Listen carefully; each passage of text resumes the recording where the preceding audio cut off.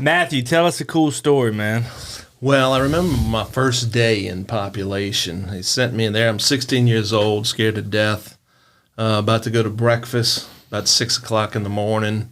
Still a little dark outside. I'm walking down this long walk. It's probably 100 yards walk to the kitchen. And I look to my left, and there's two guys sitting there, and they're slinging straight razors at each other. And, I mean, they're cutting each other up. And I was just thinking to myself, where the heck am I at? You know, because I'm going to breakfast. It's my first day. I had just got there at David Wade. At David Wade? In Homer, Louisiana. And first day in population, thinking, what's for breakfast? You know, what am I going to do today? Pancakes on the mind. Yes, I'm ready to go eat. And I see two guys just cutting each other up. I mean, really blood everywhere. It's just didn't help my paranoia of entering into the prison facility. So just off to the side, they were just getting after it? Like you're just like walking in the hallway, then like you look off to the distance, there's just two guys just shirtless or what? What's happening? No, they were dressed, you know, they were suited up. They were might have had some magazines wrapped around their arms and stuff, you know, trying to protect themselves. They had a little phone book tuck. Okay. They was planned. They were going to do this early in the morning. And the crazy thing was that everybody just walked right past them like, hey, that's no big deal. Let's go on. Let's go get breakfast. Next thing you know, here come all the guards running out there like a Well, the motto is stampede. Mind your business. Yeah, okay. Yeah. Look the other way. Because if not, you become the target. Yeah, so I just So at 16-year-old, that's how they oriented you. That was your orientation? That was my first day orientation. New intake, and I said, man, how am I going to do this the rest of my life, living like this? Man, at 16, I know I wasn't, and I thought I was hard, too, at 16.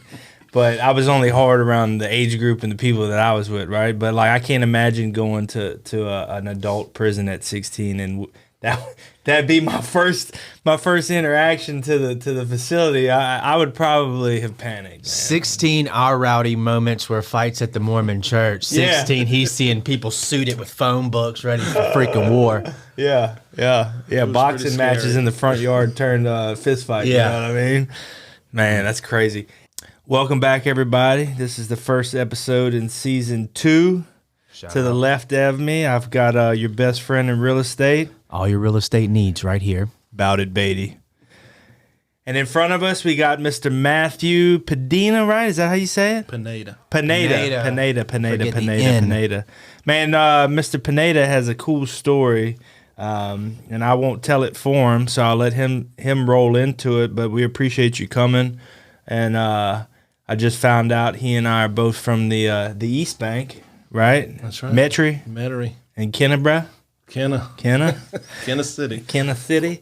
So tell us a little bit about yourself, man. Where are you from? What your childhood was like, and kind of the segue to the institution, man. Okay, grew up, born in Metairie, lived there a few years. My dad was playground supervisor at Mike Molly Playground back then. Back then it was Airline Park. Mm-hmm. You know, big part of the community and strong Catholic community. Ended up moving, I guess, when I was about 4 or 5 years old to Kenner. We're living in Driftwood. And what Catholic church did you go to? I went to St. Mary Magdalene. Okay, I think we went to what's the one over there in Kenner, right by the levee? That's St. Jerome. No, St. Jerome's about west. Our Lady of Perpetual Help. Okay, that's a little further away. I went from being Catholic to Pentecostal like this. Overnight. My stepdad was Pentecostal, my mom was Catholic, and it was a strange twist. But anyways, go ahead. Fine. Sorry about that. All right. Grew up most of my childhood in Kenner, playing sports all the time, played All-Stars, traveled all over. You know, my dad was always a coach or assistant coach. Ended up going to John Curtis Christian High School, played on 2 state championship football teams. Okay. You know, got to move around. I thought you looked a little bit like linebacker or guard, or what were you? I was outside linebacker. Yeah. Okay. Played all-star basketball. You traveled to Puerto Rico for 2 international bitty tournaments and pre-prep tournaments. So I was, you know, well seasoned, moving around, traveling, and having a lot of unique experiences as, you know, a young kid. very fortunate, very privileged. My mom and dad worked real hard, to provide for 4 kids, putting them all through private schools. We weren't rich, but you played all the sports. We played all the sports, and so did my brothers. Hell, it's almost rich families today. Yeah, they spend all their money on tournament ball. If you're a 2-sport athlete or more, that's basically like having horses in the South. I was playing everything all year long, so I was just going from one game to another. And that's pretty much how it was. My mom and dad were always there at all the games, so I was very fortunate, very blessed, and I ended up getting in with some wrong crowds. Everybody was kind of drinking and using some drugs, and I was always pretty straight-laced because my mom and dad raised you that way. Raised me the right way, a strong Catholic community, and just was always against it. And then I want to say about in 1985, I started to use steroids, trying to get a step up on everybody else at Completely Curtis, understandable. trying to get a starting job, as a freshman, sophomore, and been there. Trying to beef up, get a little stronger, get a little faster. Started doing that, and in December of 1985, my folks told me, you need to think of who you want to live with because we're going to get separated. I said, man, I can't pick one over the other because I love my mom, both the same. There's no way I could pick one over the other. So I started just doing things that I would normally never pursue, and that was just smoking weed and doing a lot of drinking and staying out late, and usually they'd be waiting up for me at 11 o'clock. If I 1 minute past curfew, they'd be right there to hammer me. Bust you. Yeah. They didn't give me any attention after that, and I was just like, man, golly, things are really bad at home. How old were you? I was 15 at that time. Okay. And shortly after my 16th birthday, which was in December, also, I started just experimenting with another friend, using drugs, smoking weed, and didn't really know what it was laced with. Ended up getting one that was, dipped in embalming fluid. They call them PCP? flickums. I don't Like know training day. whatever. Yeah, and ended up breaking into a neighbor's house, just thinking of what can I get to go and resell. Just pretty much just went in it and took it over like it was my own. Didn't think anybody was home because there were no vehicles in the driveway, and ended up they came home on me. I woke up while I was in their house in the middle of the night and ended up freaking out. Ended up stabbing them with a kitchen knife and ran out of there. And my family was leading the charge, and hey, we need to get this crime solved, and I'm hiding in the background, wondering when they're going to come get me. They didn't know it was you? My folks did not know. No, I'm saying, did the neighbors know? No, nobody knew that was me till like 2 weeks later. They arrested me and decided they were going to try me as an adult. Despite your background, despite where you came from, despite the privileged family, and my parents were pillars of the community. They were going to make me an example. You do the crime, you're going to serve the time. So they tried me as an adult at 16 years old, gave me 2 life sentences, and pretty much got rid of me and threw me away. And at that time, I believed that I deserved that for what I had done, because it was a terrible crime. Totally innocent victims didn't deserve that. And just the worst day of my life. I regret that I even started to use drugs, and that just led to some bad decisions, and breaking into that house was one of them. Right. You're talking about stabbing to death? I stabbed 2 people. Okay. Out of just pure panic and fear, and right. Just thinking to myself, who's going to believe that I broke into a house? I can't let anybody know this. Just freaking out. And they sent me away, and I lost everything, and had a promising future ahead of me because I was a good student, I was a good athlete, and I figured I would have gotten a college education with a scholarship in sports or academics even. It was just had a lot of things going for me, and threw that away. Next thing you know, I'm sleeping next to guys on each side of me about 2 feet away. Got 75 people in the dorm using 3 or 4 shower heads together and 3 sinks.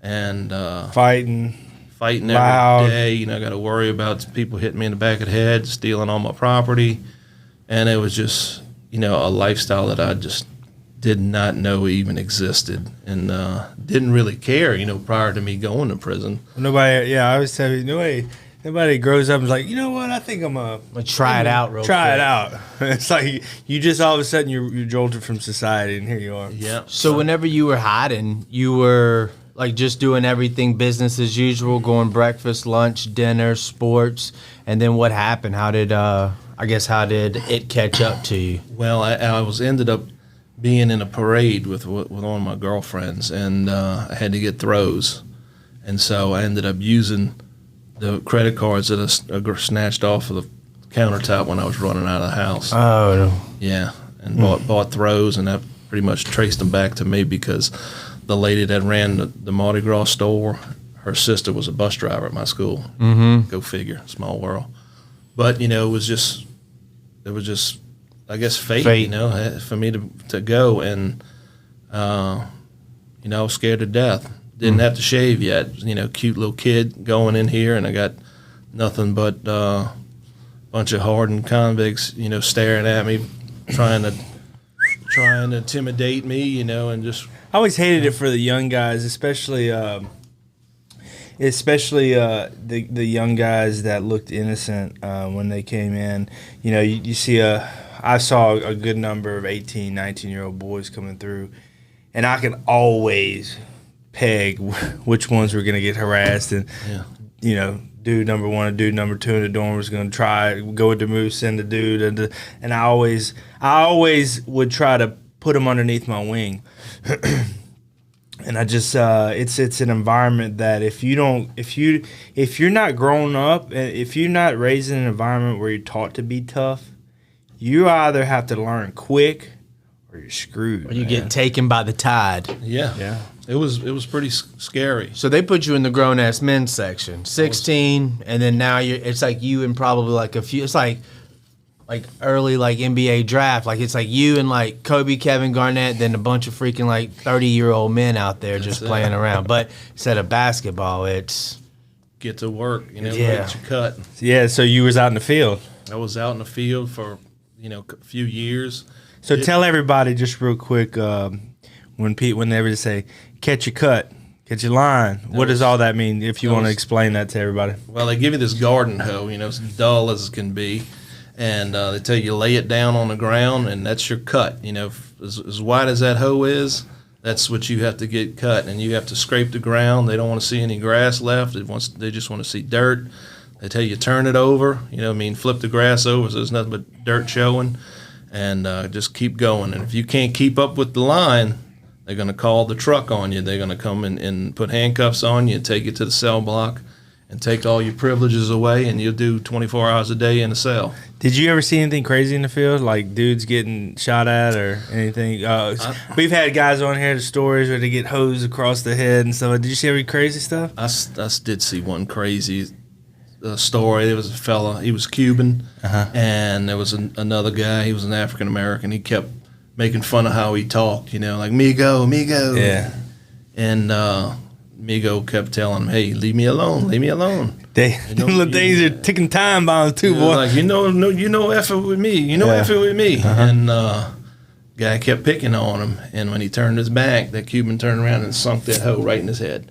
Boom. I wonder if that's the same. Where was that at? That was at David No, Wade. it's not the same store. So many. I think a lot of guys have gotten. That's kind of probably like a common thing. It was horrifying. It was blood everywhere, and the Cuban guy, he was stood on the back of his neck and pulled that hoe out. And he was going to hit him again. The guard shot at his feet and said, "The next one is not going to miss. I promise you. Put the tool down." So he threw it down. Next thing you know, everybody that's on the line. Because the guards weren't going to do anything. They didn't want to touch anybody with blood. And AIDS was all over the place at that time. Yeah. So they weren't going to touch any blood. So everybody in the line, the regular inmates, we're all just taking off our shirts and sweatshirts trying to compress. Yeah. This dude's knocked out, bleeding, or like making noises. Did he make it? He survived. And you know what? He was still loudmouth picking on people after that. It didn't change him one bit. He was still ignorant. Jeez.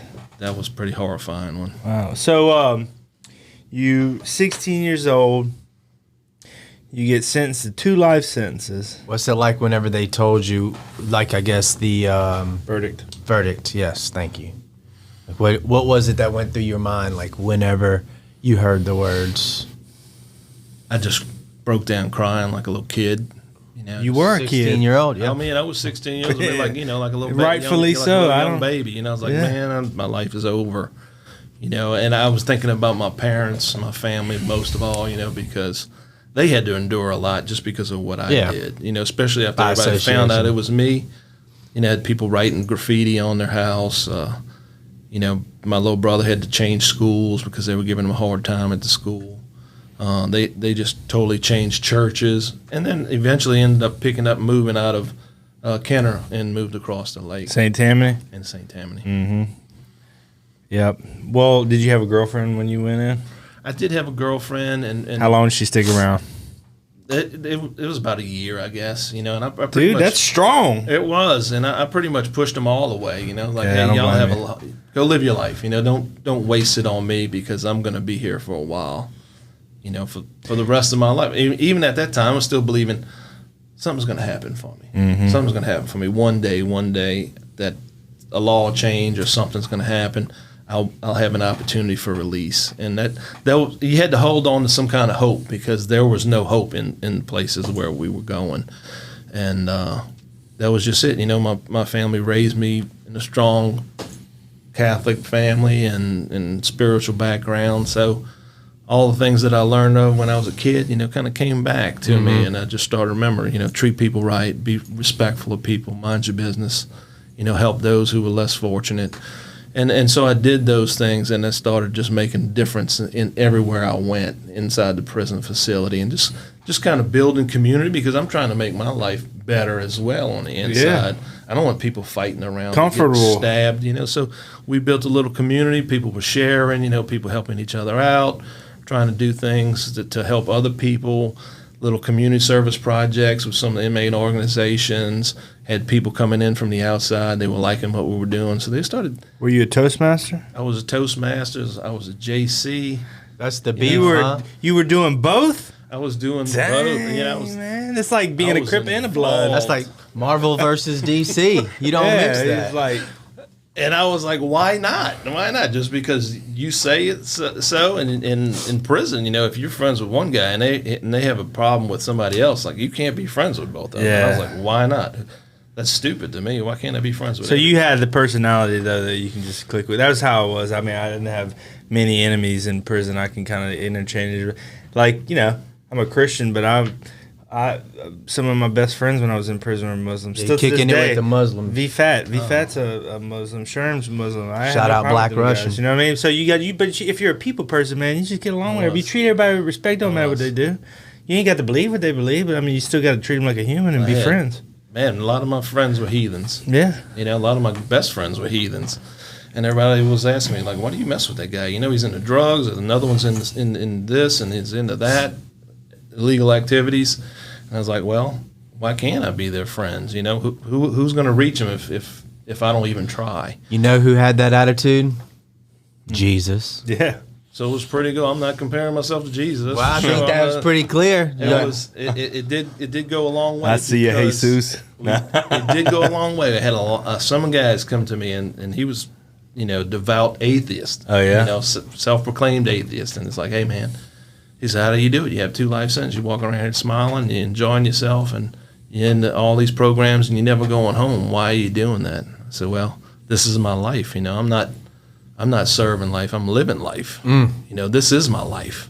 If this is where it is, this is what I'm going to be. You know, be the person that I was going to be anyway. Yep. And so he was like, hey, how do I get what you have?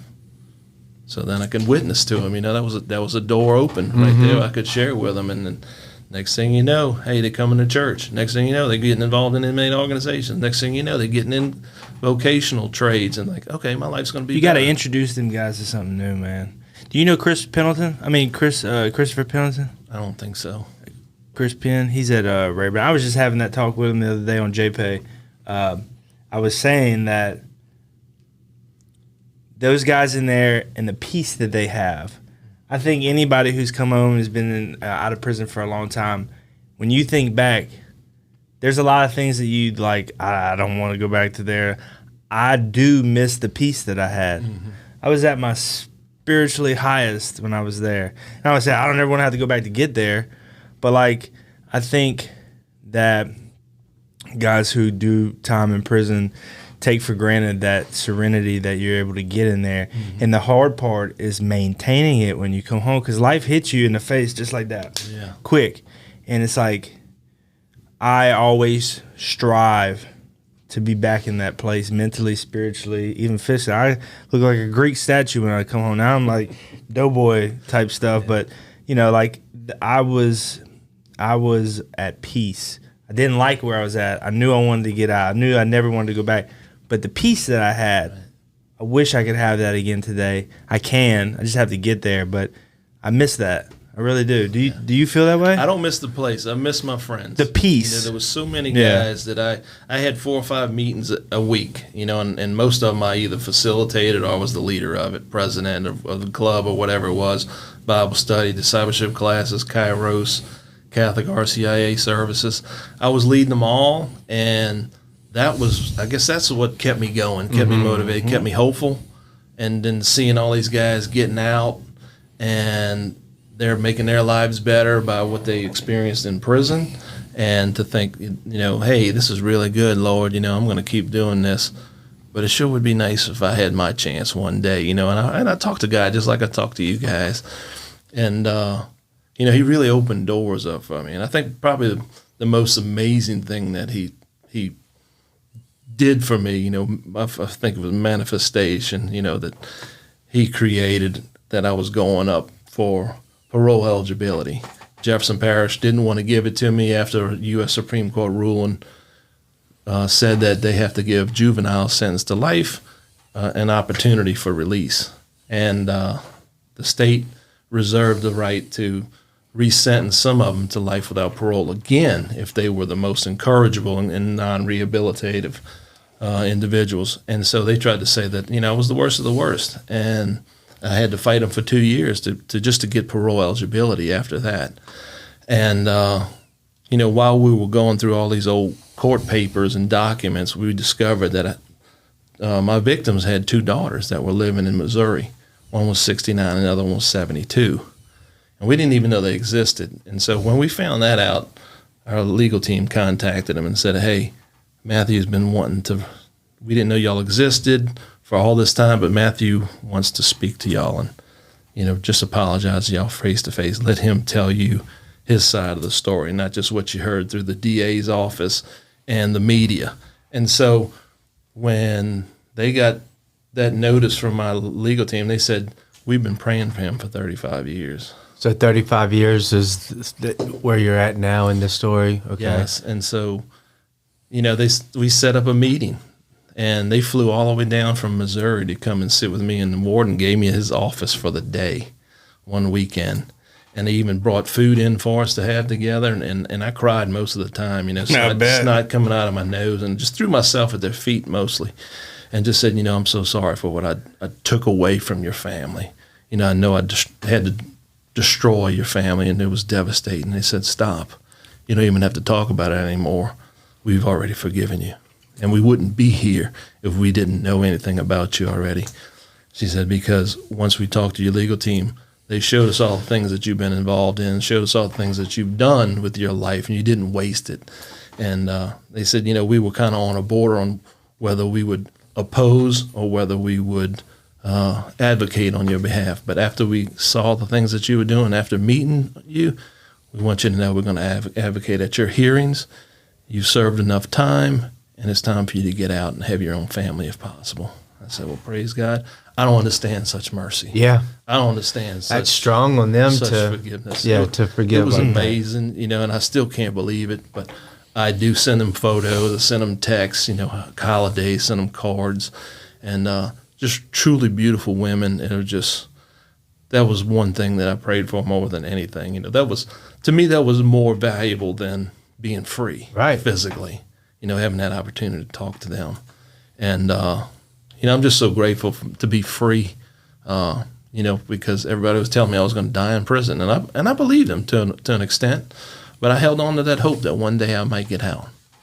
And God allowed me to get out. My parents are both still living, and I spend as much time as I can with them. They're both so old, they can't really keep up their own house. So I go there and I tell my mom, hey, make your honey-do list because I'm coming. I'm bringing my tools. I'm bringing my energy drinks. And, if I got to wash gutters and clean the roof, and I'm going this weekend, I'm going resurface their cool deck around their back patio. Got a swimming pool. And if they ever need a new roof, you got a friend indeed. You got it. Yeah. You told me a story, and I want you to share it here though. Tell everybody about how you got into vocational classes, so they kept denying. So, and then finally they're like, all right, this kid's aggravating. Let me go ahead and let him know. So what happened? I was, I want to say I was 17 years old, just got in. When I first got there, they give you a little placement test, and so I was able to take my GED test and got it first test. Ended up getting the highest score ever at the prison.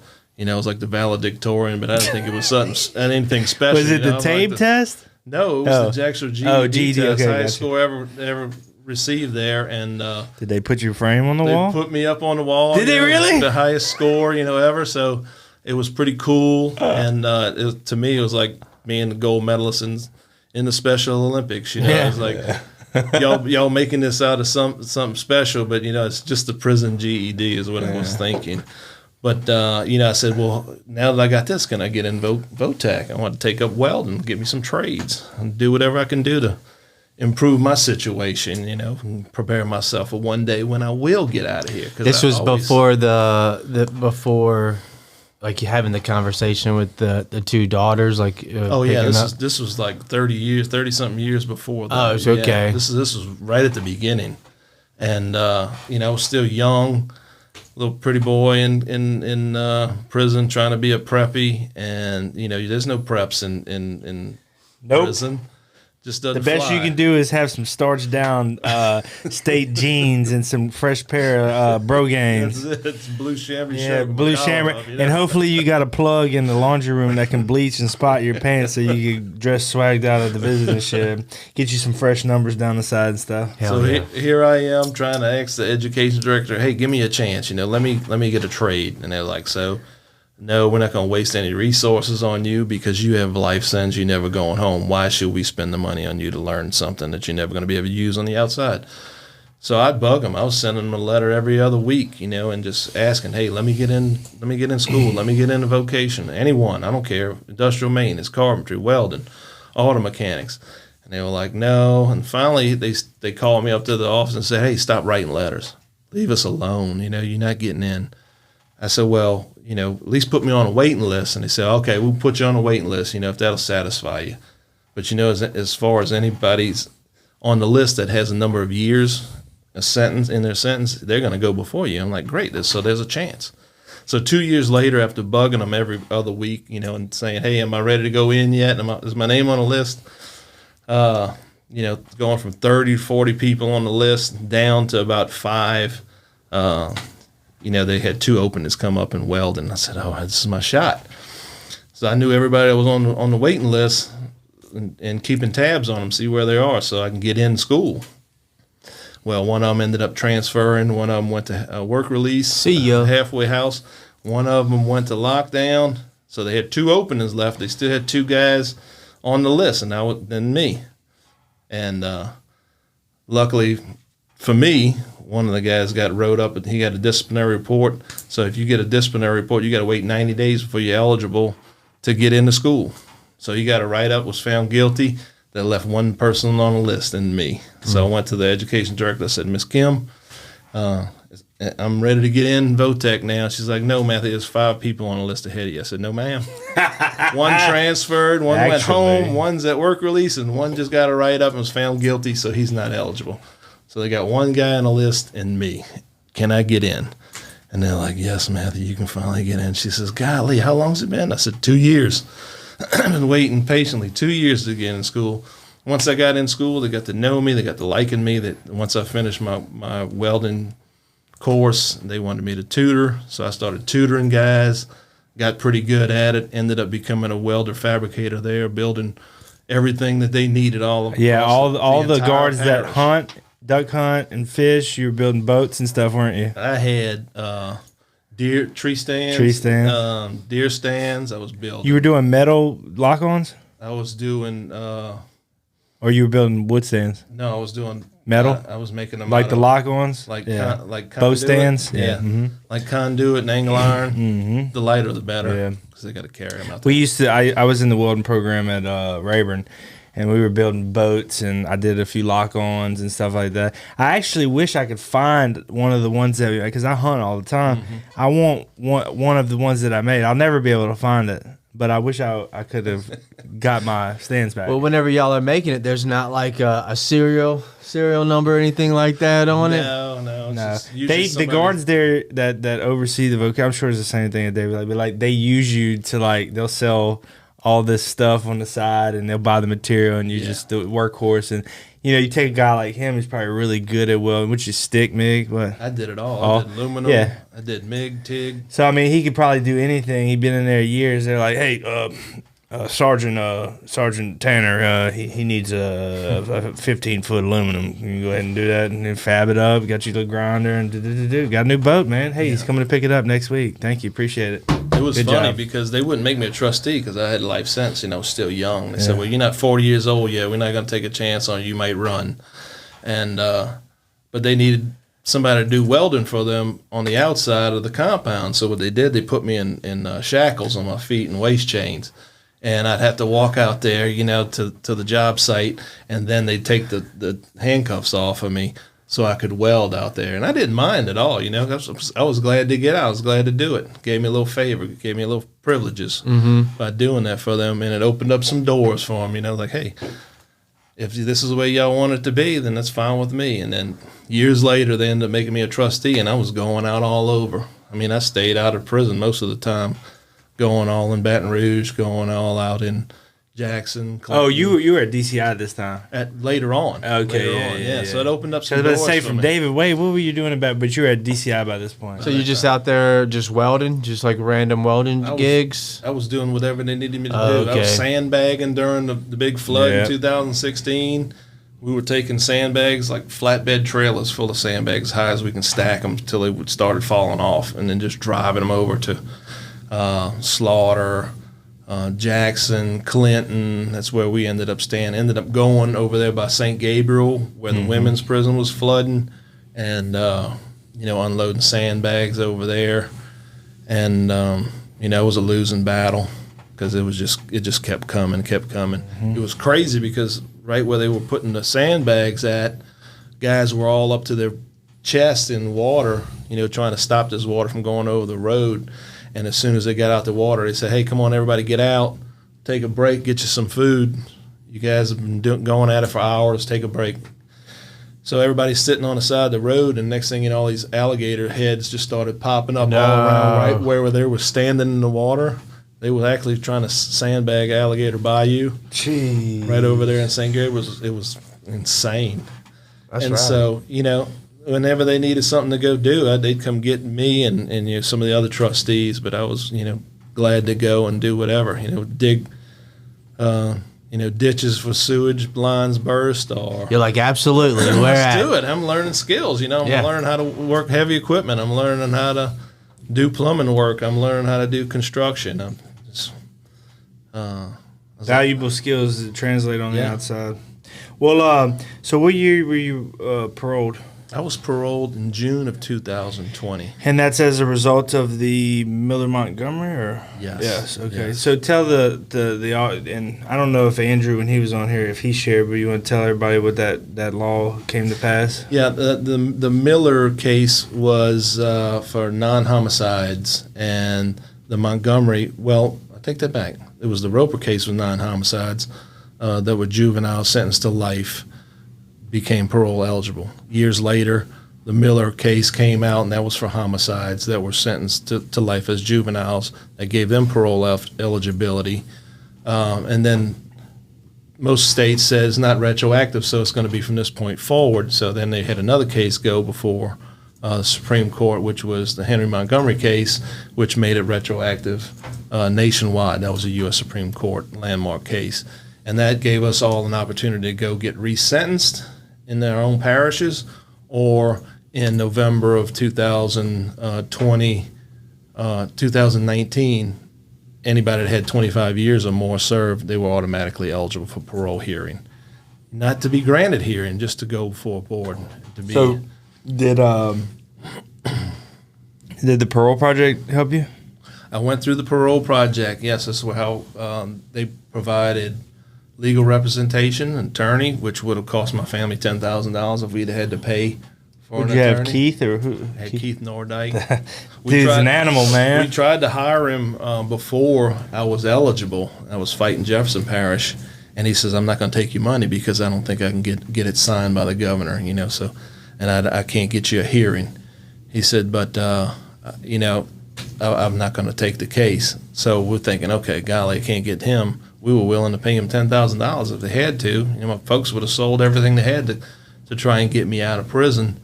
And I just thank God they didn't have to, because then the parole project came into existence. Years later, after fighting them, I'm eligible for parole hearing, and Mr. Nordyke's working pro bono for parole project. He ends up taking my case, representing me, scot-free. Didn't cost my family anything. Ended up going through the parole project program, which lasted about 2 weeks at the time. Now it's 4 weeks of classes and programming. It's like reentry, real intense reentry. I had a. What do they do? Like throw iPhones at you during that and be like, scroll. That's one of the toughest classes, actually, is technology. It's just learning how to use a cell phone, learning how to use a debit card. You figure you got guys 35. You're 85. You went in at 85. End of 85, beginning of 86. So I can't even imagine. Internet, flat screen TVs, cell phones, cars. I'm telling you. Freaking battery powered cars. I'd get there, they hand you a phone. I was like, how do I even turn this on? The hell is this? How do I even use it? I don't know I don't know what it does. Did it look like an alien device to you whenever you first saw it, or did you understand that it was a Did phone? you have a JP4 player? Were you familiar with that a little bit? I was familiar with those. Okay, yeah, so it was similar. They have JPay does allow you to have a little media pad, player, but it's not a Nothing cell like a phone. cell I mean, it's not even comparable. They've got apps on it, like the music apps. So touch screen and stuff like that was very limited. Very okay, but like it was like a concept. I always wondered when the first guy to break through the JPay wall was going to happen, and they're having it. Not that I know. Not yet. So you were released in what, 2020? June of 2020. Okay, so you were in the middle of the pandemic. How was that on the inside? Like, how was it? Were people freaking out like they were on the outside here? Yeah, it was. They shut down all the inmate programming, all the church services. They weren't letting anybody into the facility. Fear that they would contaminate the entire prison, and so they limited a lot of visitors into the facilities, and that was statewide.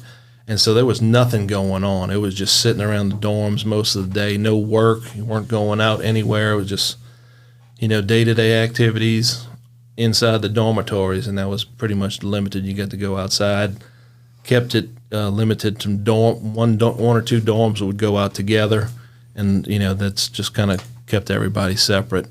And so I get out, and everybody's like, "Oh no, you're missing out on everything because everything's closed down." And for me, nothing was open anyway. Not knowing what it was like before the pandemic, I come out and I just think everything's great. I'm wearing a mask, going everywhere I need to go. I'm riding a pink bicycle to get there because I had no transportation. Was it a Schwinn? It was a Huffy that probation and parole gave me once I got out, because they said, "Can you use anything?" I said, "Yeah, I can use a bike." So I get this pink mountain bike, and I'm thinking, "Damn, they're just messing with me now. I'm free, but I'm riding that pink bicycle like it was the best bicycle on How the tall planet. are you? I'm about 6'1". All 6'1". Like Yeah, what? Heavy? about 250. 250 on that. Yeah. Oh, Pink Debo. man. Oh, Debo. My knees hitting the handlebars. Where'd you live at? Where were you living? I'm living off of Brightside by LSU in Baton Rouge. Yeah. Mm-hmm. And so I'm in a transition house. I'm going to classes my first few weeks out with the parole project. They get me all my documentation, give me a bank account, got me on food stamps, trying to find employment. I'm thinking I'm going to get a good job because I'm skilled, I'm educated, I got a college education while I was inside, and all kind of vocational skills. None of my plans came to pass. Nobody wanted to hire me because I'm, formerly incarcerated felon, and I was thinking, man, what am I going to do? Well, they teach you at Parole Project. First, you got to get, the ABCs of employment. First, you got to get a job, any job. Just get some money in your pocket. Start saving money. Put it in your bank account. Then you look for your B job, which is a better job, and then eventually, after you can find one that could be your C job, would be your career. And so, I was working temp jobs when I first got out, probably my first year, and working 3 or 4 different jobs. Worked at a mulch plant, worked at an animal shelter.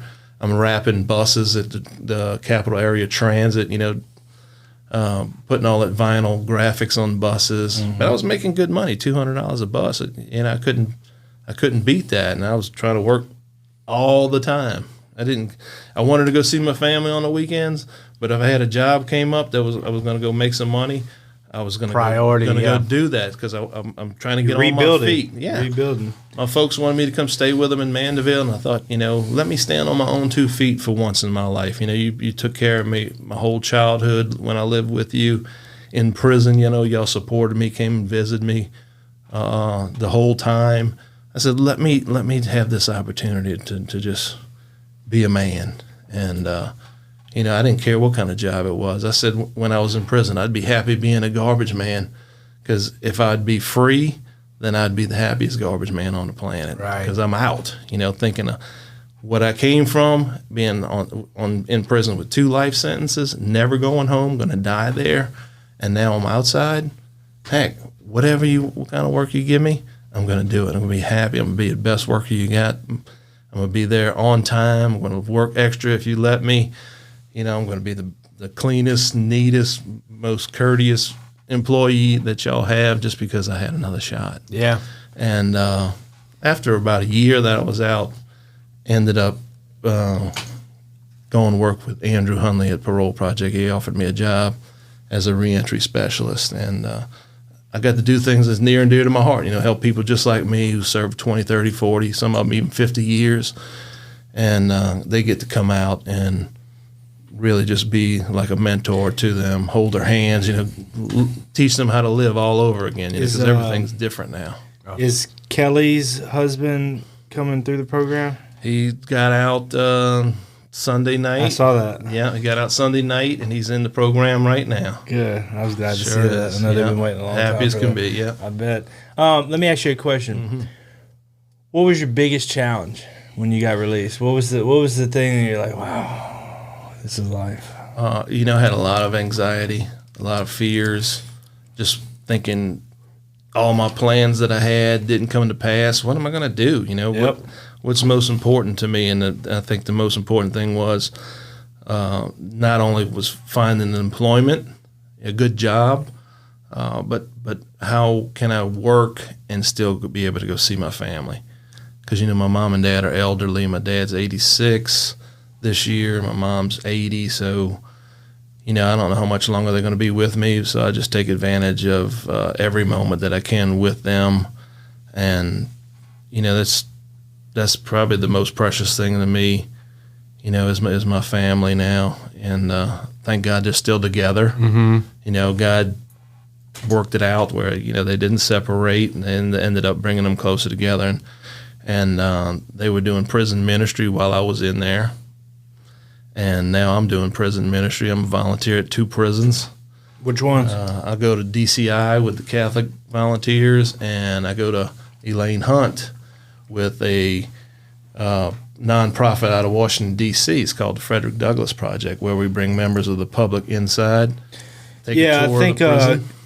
Like Kiana and all them came recently, right? Kiana and Pencil and all those, Ronald Marshall and all them and came? Yeah. Got to go through that. They take a quick tour of the prison, and they get to speak with some of the residents there. And the whole point is for people on the outside and the public to see the humanity of the incarcerated individuals. That they're just normal people that made bad choices, had to pay the circumstances, and consequences of their actions, and trying to rehabilitate themselves and redeem themselves. And they will be getting out one day. I like that approach better than the one they had when I was at Rayburn. You know what they used to do that was so humiliating? I'd be on the yard, and for those, the yard is the outside, and it's all separated by fences. So you got like It's like the basketball court area. Well, yeah, basketball workout. You got the dorms. So you got this yard, but it's fenced in. You got the yard next to the yard next. Well, and then they have a walk that's fenced too. Just right through. And they used to bring kids. I'm be out on the yard and I see these droves of kids walking down the walk and then looking at you like, there's a tiger, there's a hippopotamus, ooh, big bad bear, and it was just like, why are y'all parading these kids? This isn't scaring anybody. I don't know one kid who grew up and said, you know what, I avoided bullcrap because I went to jail one time and saw the big scary guys with their shirts off working out on the yard. I never went. I did. You did? I went in grade school. We toured the parish prison. And he was like, I'm going back. We laughed at him. Right. I mean, in orange. It's humiliating, man. Yeah. And especially for kids. It's like most of the guys that are in prison, a lot of us have kids. It's like you see these young kids walking through and you're like, that could be my kid. And like, this isn't the position that I want them to see me in.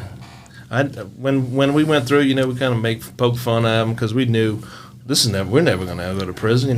We got a good life, we're good kids, and this is not going to happen. But I ended up being in that same cell block where we made the tour, and I was in Orange, and they still had schools. The same one? Same one, Jefferson Parish. And so here they come with the schools laughing at me inside the cell, in an orange jumpsuit. I'm like, tables got turned. Yeah. Well, Matt, man, I'm telling you got a freaking awesome story, man. Thank you, bro. I don't get emotional much, but when you're talking about the ladies, the daughters of the individuals, man, that was pretty impactful. Absolutely. And it's not too often you hear that type of stuff. So, man, commend you for staying strong all those years and being humble and taking your lick, and now you're home and you're successful and you're doing great things and you're giving back, and that's what rehabilitation is about. That's why we do this. And shout out those daughters for forgiving. That was a little Vicky caught me right here. Thank you, Vicky. Thank you, Debbie. They're awesome. Yeah. All right. Well, this concludes episode number 1. We'll see you next time. Thank you so much. All right. Thanks. Season 2.